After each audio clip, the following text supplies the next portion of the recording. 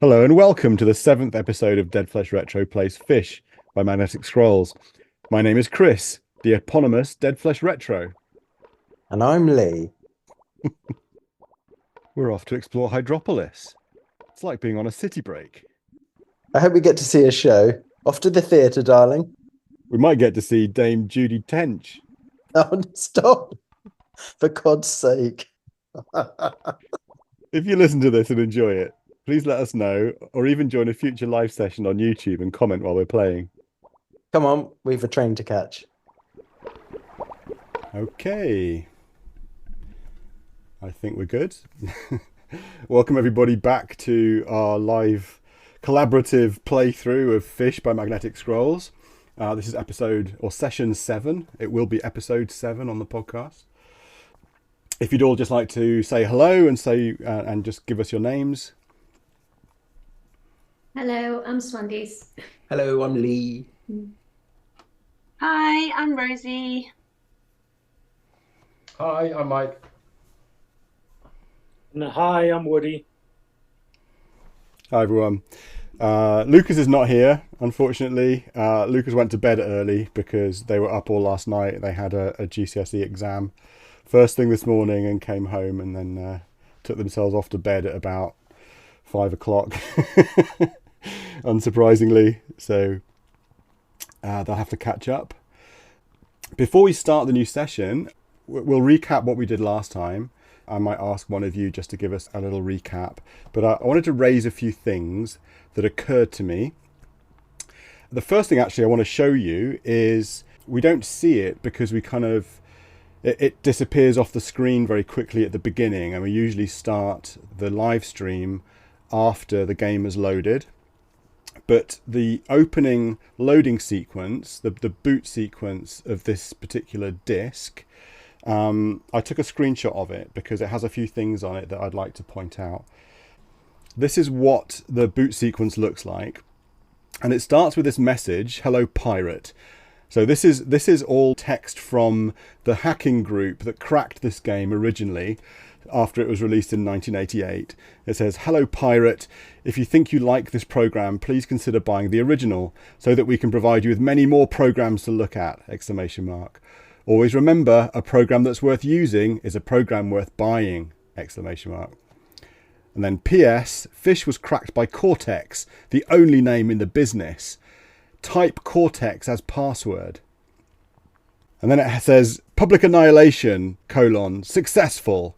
Public enemy, begged us to stop and will pull out of the Amiga. Process terminated. There can be only one, Cortex in big letters.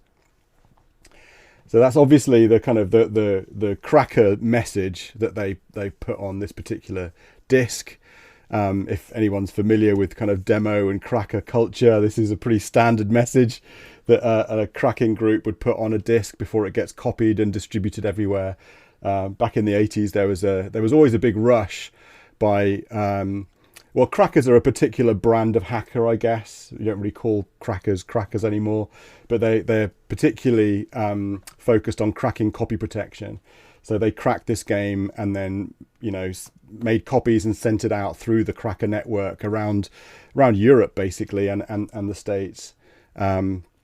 And so there was always a race when a new game came out to be the first to crack it properly, and then your messages would get, were the ones to get propagated. And so this message has been passed down. It was obviously the most successful crack of this particular game back in the day, and that's why we're using it. So that's all fun and interesting, but the thing that I wanted to draw your attention to the most was the text underneath the cracker message, because it says, "Travel card which was supplied with the original. Hydropolis Underground Omnibus Company. One weekend travel card, not valid before 9 a.m. on Mondays to Fridays, except Dogger Bank holidays. Zones A Central, B Inner, C 123 Outer. Valid until Thursday," and then a number N56721. Now, I don't know this for sure, although it's obviously researchable, and I'll go and find out what the deal is before next week. But presumably this is the text of a travel card that came with the original game. So the original game would have been in a box with the discs, and probably some instructions. Maybe even a like a novel or a story, and presumably a travel card with this information on it. And so the crackers have added this text because likely you need this text to solve the game. That was an additional copy protection thing that games publishers used to do. They used to be called feelies because they were touchy-feely, artifacts that came in the box that you could take out and feel. But presumably there's some information in this travel card that we need at some point in the game to solve a puzzle. So I thought I'd mention it now at the point where we're about to get on the underground. So that's that. I've taken a screenshot so we can refer to it, but keep that in mind.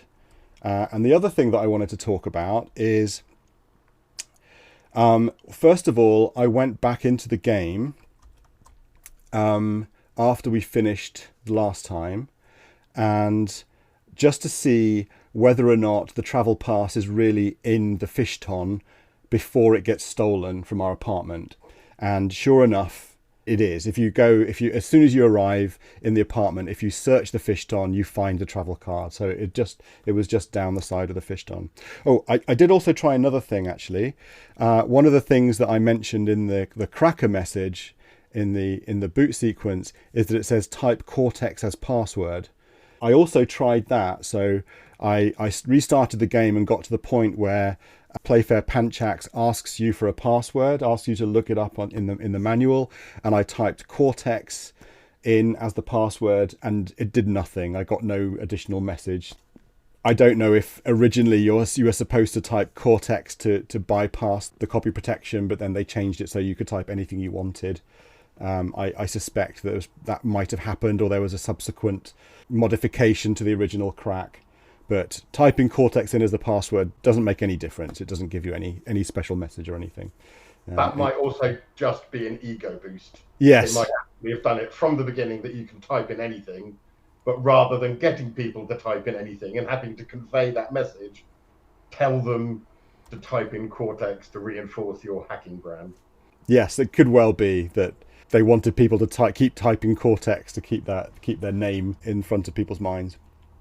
Anyway, that's those things. And then the other thing that occurred to me as I was editing the podcast was I suddenly realized that we inadvertently half solved a puzzle.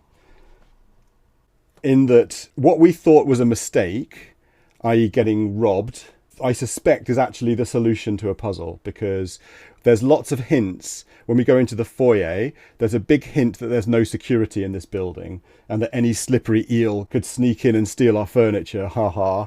Although that wouldn't be a bad thing because we could do with the insurance money. There's a whole set of kind of hints towards if you get your fishton stolen, you can claim it on the insurance and get some cash. So we're not supposed to have just stumbled outside and left our door open and had it nicked in the first place. We were supposed to have been more security conscious.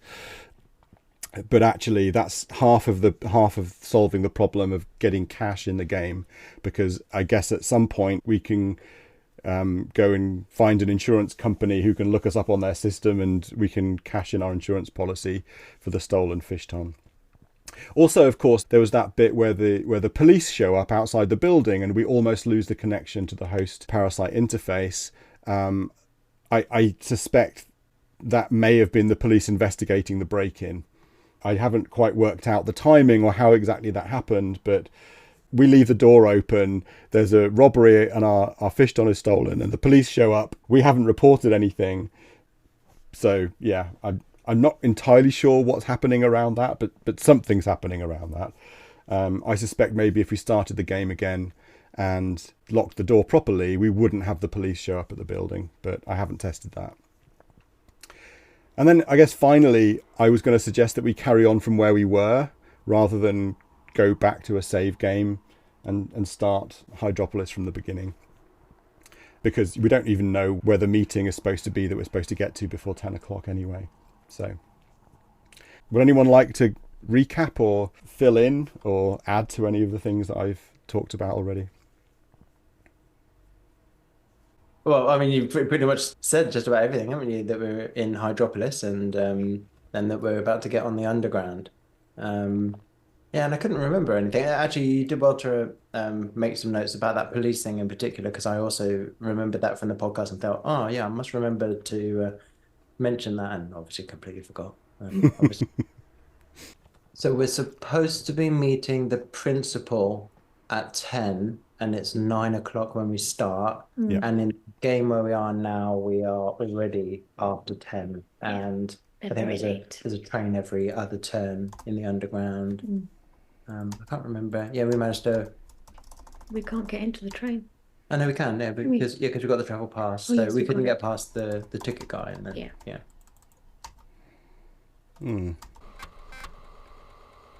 Okay, so I'm going to reload the game where we're in the underground.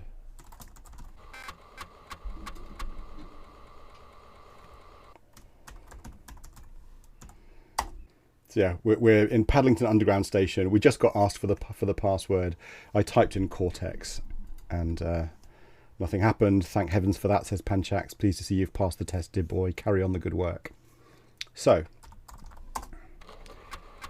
we are in Paddlington Underground Station. The station is busy. Commuters are flooding down the access funnel to the platform, almost overwhelming the guard checking their tickets.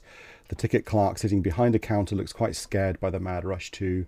You can get back to the street westward, but you'd be swimming against the tide of commuters. So I think the station platform is to the north. It's down, isn't it? Sorry, the platform is down.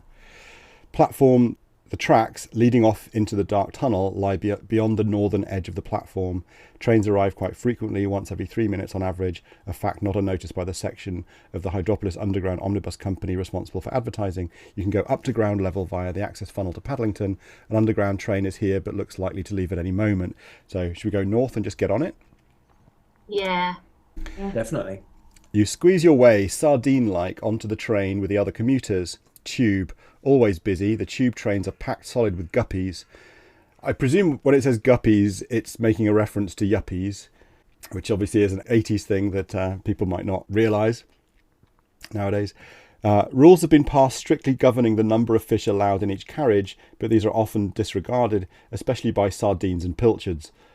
The train is so crowded that the doors just miss your tail when they close. The train rumbles into the tunnel with its heavy, sweating load. Okay, let's examine the train. It's the same message. The train speeds through the tunnel, then clatters into Barbican. The doors slide open and the commuters swim in and out. I mean, should we get off at Barbican? Let's go and explore, I guess. Yeah. Just went south. You try to push your way through to the doors, but can't quite make it in time. All aboard, shouts the guard. Some dolphins rush in where angelfish fear to tread. The doors close and the train accelerates out of the station. I mean, they went to town on these puns. Okay, so we weren't able to get off at Barbican. That might just be because we're not meant to get off at Barbican. Yes, true. Okay, well, I guess I'll just wait again. Is there an image? I think the image is just the one of all of the commuters and the guard. Wait, time passes. The train speeds through the tunnel, then clatters into Pickerel. The doors slide open, the commuters swim in and out. I'm going to try it again. I mean, I might try exit tube this time. Or leave tube, actually.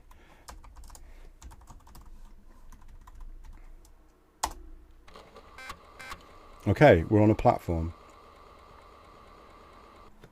The tracks leading off into the dark tunnel lie beyond the northern edge of the platform. Trains arrive quite frequently, etc. An underground train is here, but looks likely to leave at any moment. All aboard, shouts the guard. So it's the same message as before, but we are standing on the platform. And the image has changed, and it's the image of the tube train with the kind of fishy features at the front. I think that's the image that you get when you're on the platform. I'm not quite sure why we didn't get it when we got on at Paddlington. Can we leave this station then? yeah, I would imagine we can go up. So let's try going up. You show your pass to the guard and go through. Pickerel Underground Station. The station is teeming with guppies, nipping in and out of the access funnel which leads to the platform. All of the other messages are the same. The exit is southeast. And again, we're looking at the image of the guard and the commuters. Does anyone remember where we're trying to get to, where this principal person is, what they were the head of? I think it's part of a university. It's called the project, right? The project to prevent the fins evaporating all the water is called the project, but it's been sabotaged. You're not entirely sure who or what is evaporating the water, but the Finns have sabotaged the project. And I'm the academic in charge of the project, I think. I think that's what's happening. And we had a 10 o'clock meeting in our office, didn't we? But we don't know where that is. This isn't the first time that I couldn't find my office. Okay, so the exit is southeast. So let's try going southeast. Plaza. Noisy, dirty, fishy and grimy. Well, what do you expect a downtown Hydropolis shopping precinct to be like? You expected shops? Okay, I'll give you some shops. To the north is a clothing shop, to the south is a pub, and to the west is a cinema. Is that enough? No? Well, you'd have to go across the Dace Road to the southeast if you want some more, or northwest to Pickerel Underground Station if you want to go somewhere else. So the southeast is across Dace Road, so should we try doing that? Is it too early to go to the pub? It's never too early, mate. They probably still got breakfast on. We've got a watch on, don't we? Which is We do. Time. It says it's 5 o'clock somewhere. Do you think we need to go shopping? Well, I think at some point we do. I mean, all of these things must be useful at some point, I guess. We also need some money before we can go shopping. Exactly. Well, we do have a Visa card, don't That's we? true as well. But not a MasterCard. No. Yeah. Southeast. As you step on the road, the cars all accelerate towards you, their drivers leaning over the steering wheels with their fangs bared. You just avoid them by swimming as quick as you can to the safety of Dace Road. Dace Road. You're swimming along the south side of Dace Road. The police station is to the south. West across Place Street is a pub, and east lies Shark Street. So was that Shark Street where all the drivers were baring their teeth? It was a Dace Road. Oh. Shark Street doesn't sound very safe, No. but there's only one way to find out. It's interesting that there's a police station there as well. Might come in handy. We might have to go and report a crime. Although we go a bit funny, don't we? That's true. That's a very good point. Although that also might be a way of us ending the loop. I'm going to try going north just to get my bearings and see. Okay, you wait for a break in the traffic, but it's far too busy, so you give up. Dace Road. I'm going to go east to Shark Street then.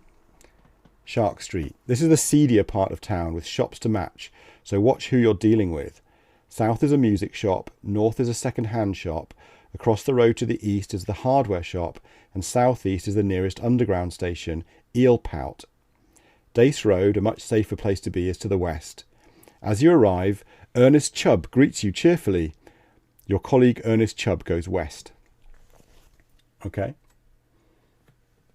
He's your colleague, don't we then follow? Oh yeah, he'll know where the office is. I mean, I imagine if we keep searching for it, we'll find it eventually, but yeah. Although, of course, we don't know whether he's going home. Do we know what time it is? Well, I guess it's about 10:15, isn't it? 10:24. It feels like this is leading us into, once we've got our objective, we're going to have to go back and shop for various things. I mean, the music shop is also interesting, is it not? Given that the baddies are a band. Mm. And you know what they sell in hardware shops? Hams. It seems reasonable to try to go west and see if we can catch up with their chub. Mm-hmm. Okay. Dace Road. As you arrive, Ernest Chubb greets you cheerfully. Shall I wait to see where he goes? Oh, I could talk to him, of course. Ask Ernest about the project. Yeah, good idea. Or meeting. Ernest Chubb says, "You're the project leader, Roach. You tell me." Ask him for an update on the project. Yeah. How would you like me to phrase that? What do you think about the project? I can only ask Ernest. It's ask someone about something, so... Ask Ernest about project update. Yeah, it doesn't understand update. I mean, I suspect if it doesn't understand about the project, then update is unlikely. But we could ask him about the meeting, maybe. No, it doesn't understand meeting. Office. Fishtons. Ernest Chubb says, "Your mind works in such an amazing way, sir. I really don't know how you think of such things." Okay, well, this tells us a little bit about their relationship, at least. What about asking him where he's going?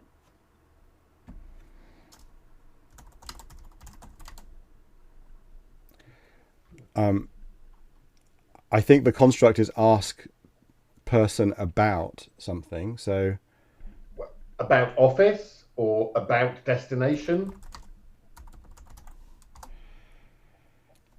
Ask Ernest about office. Ernest Chubb says, "Oh, come now, sir. You underestimate yourself. You gave the most inquiring lecture about that very subject last year." I think these are generic, random replies.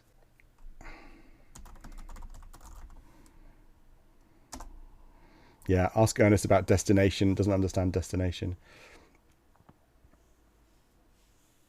Okay, so he doesn't seem to be going anywhere. Hang on a sec. This might be a bit meta, but that implies that office is a known word because it responded with one of its stock phrases rather than "I don't understand office."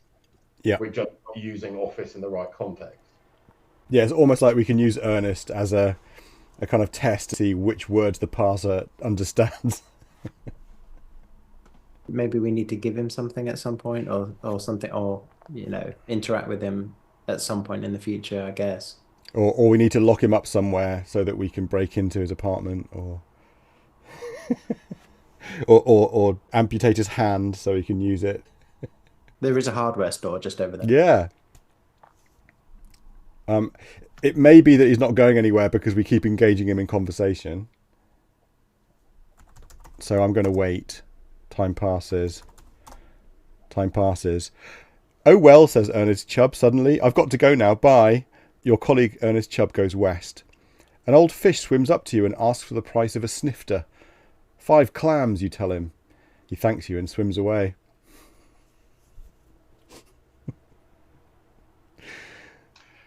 Can you follow Ernest? What, just use the construct follow Ernest? Yeah. I think we tried this with Mickey and it doesn't, but we'll try it again. I don't understand follow. Yeah. If you go west... Oh.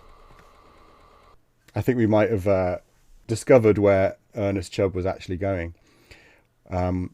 We've gone west from Dace Street. My Place Street is busy. In the end, you succeed in crossing. Pub. The hook, line and sinker is a good old-fashioned boozer with a clean bar and filthy customers. One of them, a sorry drunk leaning unsteadily against the bar, seems familiar to your host. Steve, the cool catfish from the second-hand shop, is serving behind the bar. Or is it his twin brother? He sells masks filled with gas from behind the bar for the customers to sniff. Hence the masks are known to the locals as snifters, and the state of drunkenness as being sniffed to the gills or completely finless. Exits lead north and east. An interesting looking cylinder is behind the bar. There's a stool here. As you arrive, Ernest Chubb greets you cheerfully. Okay, I've just thought that the reason he was standing outside for so long was because we might not have followed him straight away. So because he left, because if he'd left straight away, we would have missed him. So I guess he was just hanging outside the pub waiting for us to catch up. I'm not convinced he was waiting outside the pub. I think he was just on his way to the pub, and we were following him turn for turn. And then when we were in the same location, we started speaking to him. And then I suspect it's coded so that when you have a conversation, he'll stay around for a couple of moves and then decide to carry on, just in case you check your inventory or look at something because you still want to have a conversation, you know. Otherwise, you're constantly chasing after people when you're trying to have conversations with them. Can we buy him a drink? A snifter? Yeah, they don't drink to get drunk, they breathe. Yes. Sorry, I've just realised that. Yes. Can we buy him a snifter? Let's get a sniff to the gills. Buy snifter? With what? That's a very good point. What's it called? Your Visa card. Buy snifter with Visa card. That will be 5 clams, sir. I'll charge it to your Visa account at once. Enjoy your sniff, says Steve as he hands you a mask. Examine mask. The snifter is a mask through which you sniff intoxicating gases with the purpose of getting finless. I'm not sure we want to get finless, do we, at this point? Should we give it to Ernest? See if Ernest is more wanting to chat now. Give mask to Ernest. You pass the snifter to Ernest Chubb, who takes a good snort and, smiling, hands it back to Steve. I mean, this seems like we could get Ernest finless. Yeah, we need to look at the interesting cylinder. Yeah. Examine cylinder. You can't reach the cylinder from here. The implication is that the cylinder's full of gas. Yeah.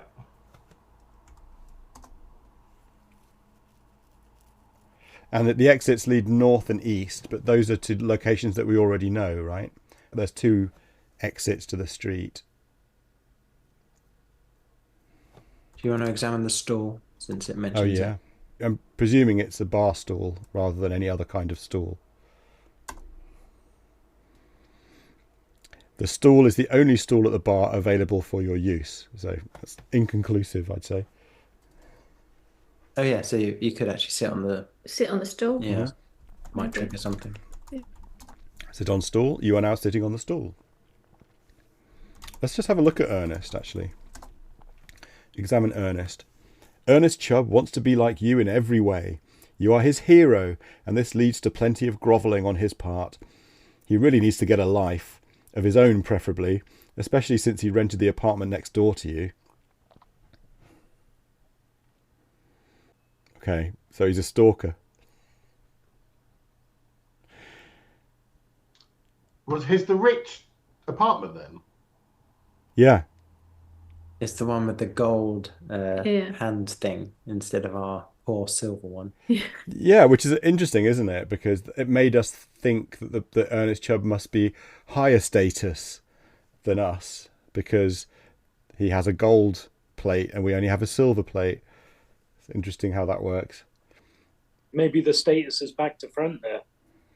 Well, maybe Ernest just decided to buy himself a gold plate. So as you say, the implication here is that we could keep buying him drinks. Yeah. Yeah. I say Getting him drinks, to talk. or Well, either that or he feels woozy and goes back to the apartment and opens the door, and then we can go in, to his apartment. That's right. Yes. I imagine he might need help getting home, for instance. I mean, I'm not sure about asking or having a conversation, because so far it seems that the hints about having conversations have been quite obvious. Like there's always, something that's hinted at in a description or in something to ask somebody about. And we don't have that with Chubb at all. I think. Yeah, not yet, at least. Yeah. Get him aired and take him home. So we could pursue this, or we could just explore.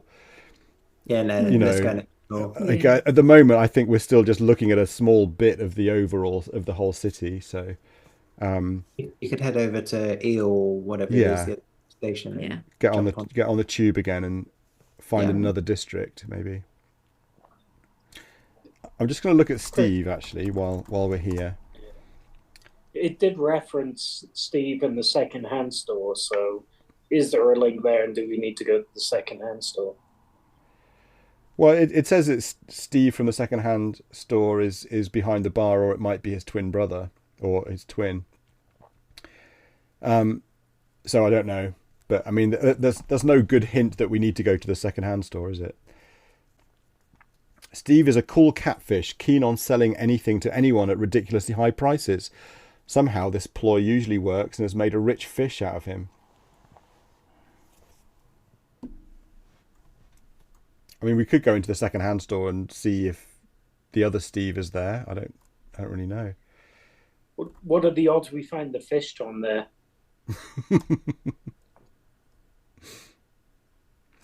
Well, let's have a look. Let's go east. East to Shark Street and then north to second-hand shop.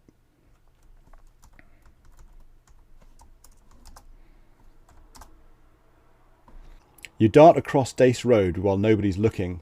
Second-hand shop.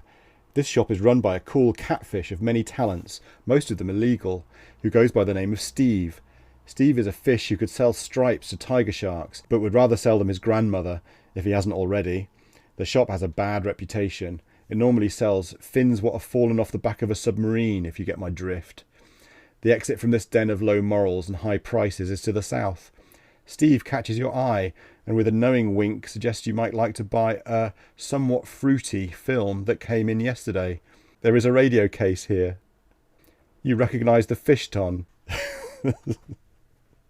It's just hilarious. I'm impressed that Woody was astute enough to think that the fishton would be in the second. I worship you, sir. Well done. Yeah, absolutely. Yeah, pat yourself on the back. Okay, let's look at the fishton, shall we? Fishtons are really popular in Hydropolis at the moment. It's the same message that we got when we looked at it in our apartment, unsurprisingly. It says there's a radio case here. Can we ask Steve about fishton? Yeah, of course. Well, maybe that's why we got nowhere with that line of inquiry with Ernest, but it might give us a different response this time. Examine case. The radio case is the outer casing of an antique radio. There's a lot of space inside where the radio bits used to be. Okay, interesting. I wonder if this is related to the sabotage. Okay, ask Steve about fishton. Steve says, "That's funny. I got one in first thing that you might be interested in." So the thing about the radio case might be if we need to disguise something, if we need to get something into somewhere. Yeah, possibly. Or it's one of those kind of mechanics where we have to find all the pieces to something to put it all together, and the case is here. But then we've already done that in the focus wheel parts we had to find in the first part of the game, so maybe they won't repeat that mechanic. I'm not sure how to tell Steve that it's our fishton. You won't care. No. I mean, unless we go and tell the police. Anyway, Do we tell the police and get Steve arrested? should we try walking to the police station? I'm finding it bizarre that Steve is in 2 locations at once. It's almost like all fish look the same. Yeah. Ask Steve about pub. Steve says, I own the place, so watch it. They're like the Borg. Yeah, yeah. Yeah. The Steve Collective.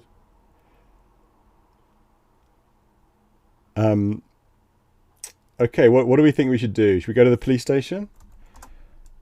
Let's I try think that. wandering around into the different locations seems like a good idea anyway, just kind of exploring. Mm. Do you think we should go into the other locations? I was just thinking that it might be more... obviously, we have no idea what we're doing, so we might as well go and explore and Yeah. get as much information as possible. Okay. Do you want to explore by going into these locations that we've seen, or explore by going on the subway and going to a different district and seeing how many districts there are? Yeah, but you might find another 15 locations. Yeah. So Okay. Okay. Yeah, let's stay where we are for All now. right. Let's explore this this little pool, this reef. Okay, let's go east then from Shark Street. The traffic on Shark Street is really busy, but eventually you notice a small gap and swim hastily across. Hardware shop. This hardware shop contains everything for the fish with DIY leanings.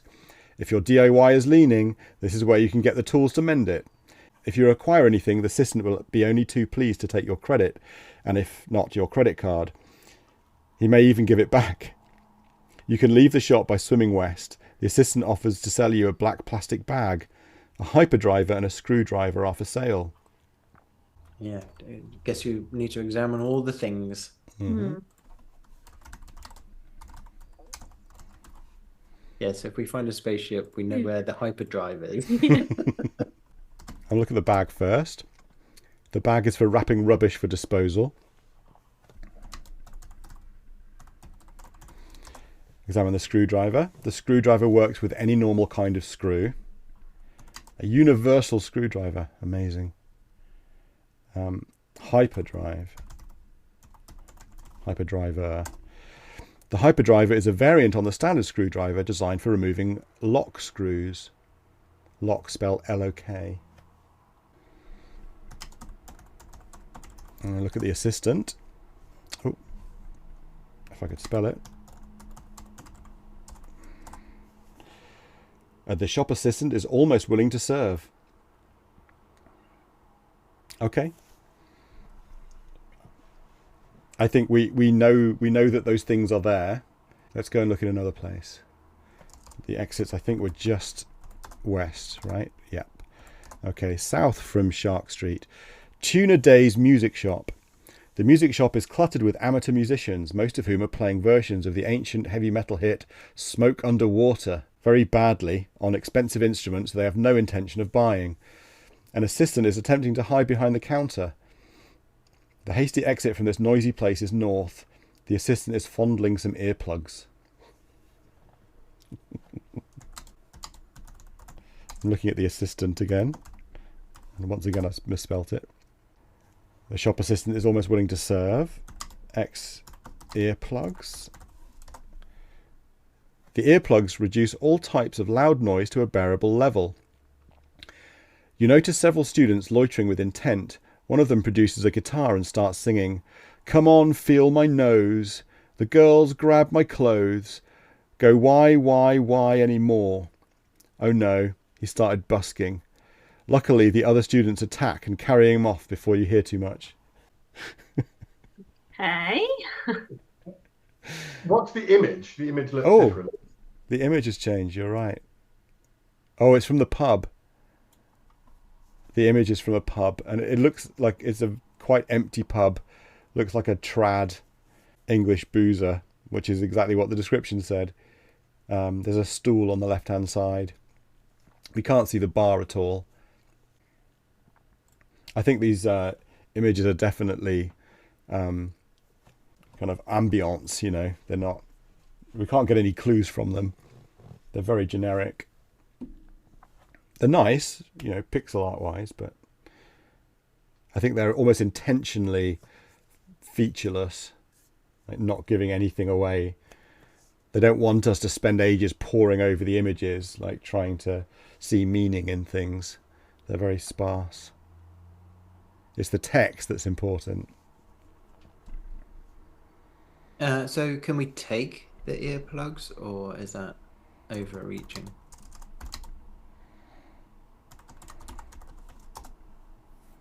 I think we need to buy them. Let's ask assistant about earplugs. Lucky old you, says the assistant. I think we can help you there. An absolute bargain, cheap at twice the price. Snap it up before someone else makes me an offer. Everything's for sale, isn't it? There's a big credit card bill in my future. Yes. Buy earplugs with Visa card. That'll be 5 clams exactly, sir. You type in your fish identity number to authorise the debit. The assistant waits for authorisation, then returns your card together with the earplugs. All right, so we have some earplugs. I am going to save the game now. I'm just wondering whether, because we've already found lots of other things to buy, haven't we? So I'm assuming there's a limit to the amount that we could buy, perhaps. Well, yeah, I don't think we should just go around buying everything. Earplugs seems like a really problem-solving-y thing. I mean, yes, they do, and they're only the price of a pint. Or is the pint only the price of some earplugs? Well, we are also the leader of the major project that's going to secure the future of fish kind. So I think we've got a fairly high credit limit.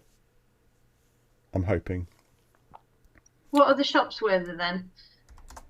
Okay, back on Shark Street, west to Dace Road. South from Dace Road is the police station. The police station is fished day and night by a stalwart dogfish who is ready to solve the troutiest of crimes, especially the really simple ones where the villains just confess. You can escape without much danger or pursuit to the north.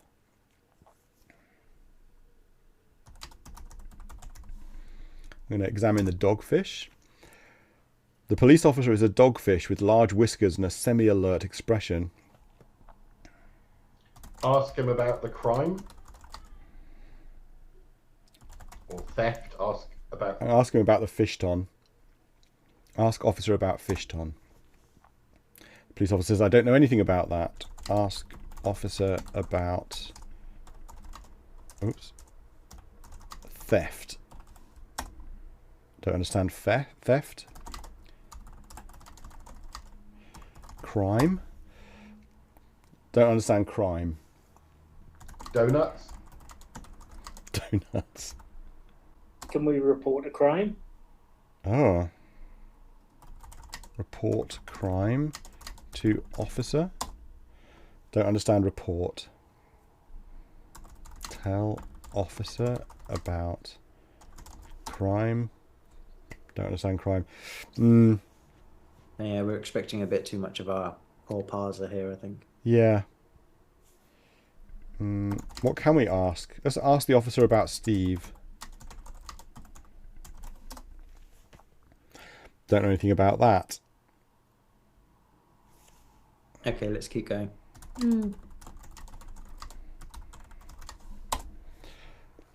Doesn't understand robbery either. Okay. It's not a very good policeman, is he? No. Literally nothing about crime whatsoever of any type. Okay, we're back on Dace Road. Let's... Chris? Yeah. Were Magnetic Scrolls British? Yes. Okay. I mean, it feels British. It's just... Yeah, it feels very British, doesn't it? Yeah, pubs and stuff. That might be the British way of spelling donuts. Well, that's why I kind of chuckled, like, what would it be? The British way of spelling donuts or the American way of spelling donuts? And so I chose the British way of spelling donuts. Yep, I agree. There's a cinema and a clothes shop we haven't been to yet, so let's do that. Just letting you know it's 8 o'clock. Okay. At this rate, I'm going to volunteer to do the synopsis next week. Because it will consist of, we did nothing. we walked around the place and went to a pub. Sounds like a good day out in London. This is, I mean, text adventure games are like this, aren't they? You spend the first half exploring and collecting all sorts of locations and people and clues and objects, and then you spend the second half trying to figure out what goes with what and how to progress. It's probably a good job Lucas isn't here tonight, because they absolutely hate mooching around shops. Yeah, they're not even good shops. Okay, well, we're in the cinema now. It is slightly different in that usually you've at least been given a goal or something. We don't even know what we're meant to be doing. No, but we know there's a meeting, and there cannot be an expectation that we would find our way to the meeting. I mean, unless the original game came with a map that showed us exactly how to get to the meeting within an hour. Do you not think all this exploring, though, will teach us eventually where this meeting is, and then we can go back and be at it by 10 o'clock? Yes, I do. Yeah. I assume at some point we'll find a way of breaking the host parasite interface. Although walking into the police station and talking to the dogfish in charge didn't give us any hint of anything, did it? My expectation is that eventually we'll find our office. We will then be reprimanded for missing the meeting, and that is what will reset the whole thing. That would be smart. So what we should do then is we should explore everywhere apart from our office.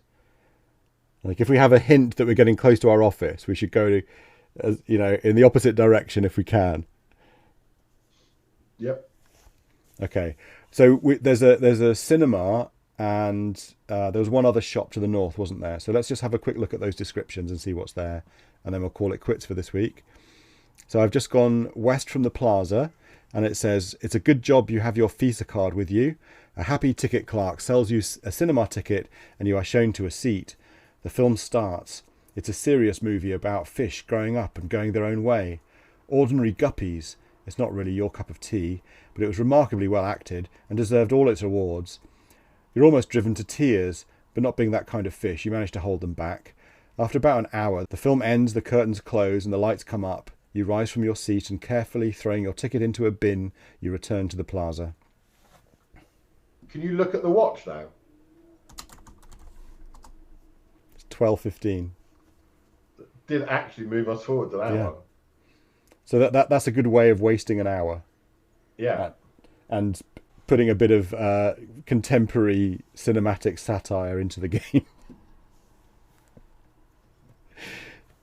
I presume it meant ordinary people.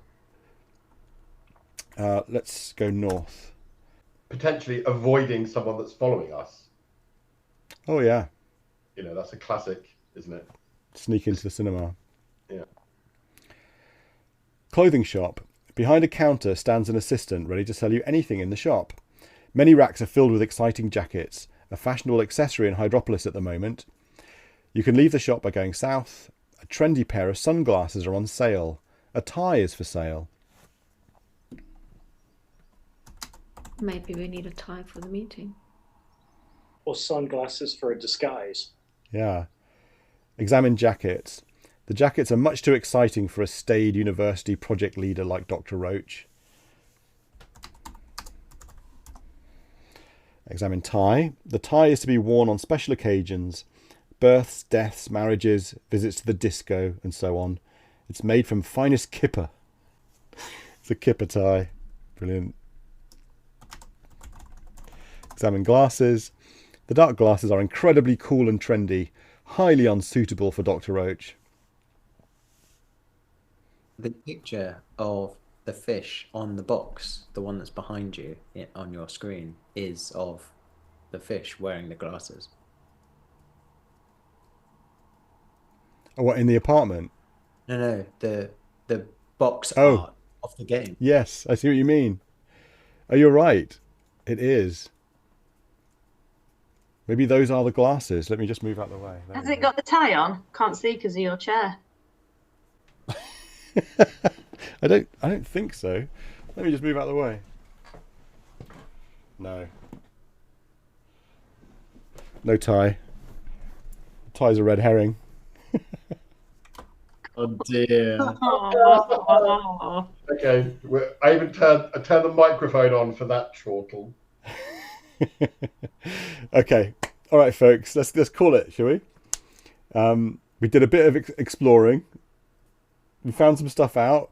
We might have an idea of something to do with Ernest Chubb, but I think next time we get straight back on the subway and go to the next district. All right, everybody. All right, see you next week. Take it easy. Bye. Bye. See you next week. Hey guys. Well, we didn't get any points, but at least we went to the pub. Pretty standard for a weekday morning in Hydropolis. Yeah, I expect that wasn't the first meeting Dr. Roach missed this month. Well, I'm already looking forward to next week and continuing our exploration and more fish puns, obviously. Obviously. Bye. Bye. Bye.